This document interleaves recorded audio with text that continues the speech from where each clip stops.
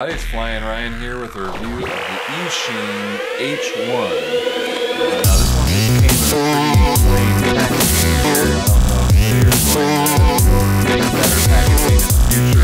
It's like an early model or what. But the manual here says Mini Ninja Hybrid as well. So I think that may be what the name they'll sell it under other places, other than this one. But anyway, this is a nano quad, and it is pretty cool. As you can see, it has these wheels that you can put on it, kind of like the parent rolling spider. This is a nano. The rolling spider is really big, so pretty cool to see this in a nano quad. And then, you know, these are optional, so you can take the wheels off and just fly it like a normal nano. And it has a kind of cool, like a sport car look to it. It shows up too well through the wheels there. Kind of like a Lamborghini look or something. So kind of cool that it's got the car body, and then, you know, it has the wheels that roll around. You can see the wheels work quite well. Gravity there gets them moving pretty fast. And then it does also have an optional, kind of more standard prop car that you can put on. Also comes with a spare set of props and a USB charging cable. Has the standard 100 milliamp hour battery, and it takes about 15 minutes to charge. But then you get a bunch of different flight times depending on what you have on it. The wheels obviously being the heaviest option. You only get about 3-minute flights with the wheels on. But it's pretty fun to fly with the wheels on. I quite enjoy that. The prop guard I actually have not even tested because the same as the wheels, it's really hard to put these on and off. You can see they've got these little clamps here, and they want you to clamp it through these little holes in the arms. So the prop guard is supposed to kind of push through the little hole in the arm, and then those clamps lock it on the other side. So that you get it out, you gotta kind of push those clamps back together. So it's just really hard. I couldn't even get the prop guard on. I didn't want to mess with spending all the time to get it on there and then maybe never get it off. So it was just really annoying there putting the accessories on and off. The wheels here clip in on top of the canopy. You can just pull the wheels off of the axle here. And so if you wanted to kind of quickly remove the wheels, you can just pull those off and then still fly with the bar on. Then you've kind of got a flying eye poker. But I actually found it easiest to take the canopy off of the quad and then access the clips from underneath. You can kind of clip the clips together and then pull this off. But otherwise, I mean, it's on there good. This thing is not going to come off on its own. I don't even know if you could just pull it off. You've got to push those clamps together to get it off. So really hard when you've got 4 of them on all the motor arms. So again, I just didn't even mess with this thing. I would imagine though, like I said, it was 3-minute flights for the wheels. I'd imagine the prop guard would maybe give you, you know, 4-minute flights, maybe a little bit shorter. But then in the stock form with nothing on it, you get about 4-minute and 15-second flights, and you can actually turn the LEDs off as well, and then you get about 4.5-minute flights. So 4.5 is going to be your longest flights with no accessories, no LEDs on. But it flies really nice. It's a good, stable, smooth flying quad. It flips really well. It even flips with the wheels on really well. It's got 2 rates, and it's got 2 yaw rates, and they're both, you know, the yaw changes with each rate, and the yaw is pretty fast. Again, you can turn the LEDs on and off.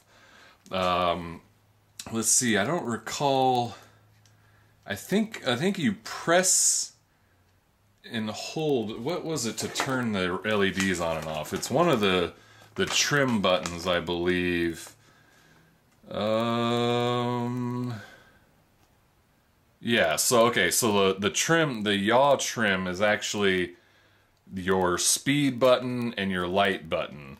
So to change rates, you press the left yaw here, and then turn your lights on off, you press the right one. So you don't actually have left and right yaw trim. You've got speed and lights, and then you click the right stick to do your flips. So then no click on the left stick. But the manual is actually pretty nice. It's got good English translation in there, so it's pretty easy to follow and read. And you can recalibrate the accelerometer by holding the left stick down and left and the right stick down and right. So both sticks out to the out positions will reset the accelerometer. Let's see. Oh, and it has a really early LVC warning. I mean, like probably a minute early or so. So I mean, when you're flying with the wheels on, the LVC kicks on, it seems like almost immediately, but then you can get another good minute or so out of it. So, you know, nice early LVC, which, you know, I like, because it gives you that warning to get the quad back to you before it falls out of the sky. You've got plenty of notice that your battery is getting low.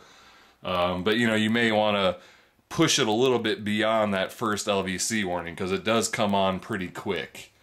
But anyway, I think that's about all I have to say about it. So I think I'm just going to fly it with the wheels on, since I think that's what everybody's going to be the most curious about.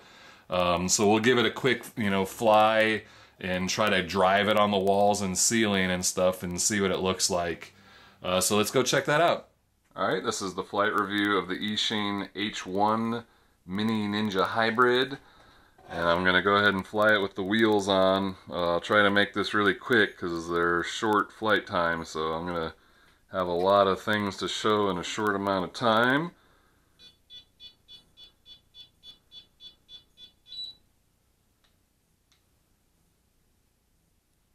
And why did it not bind? Let's try that again.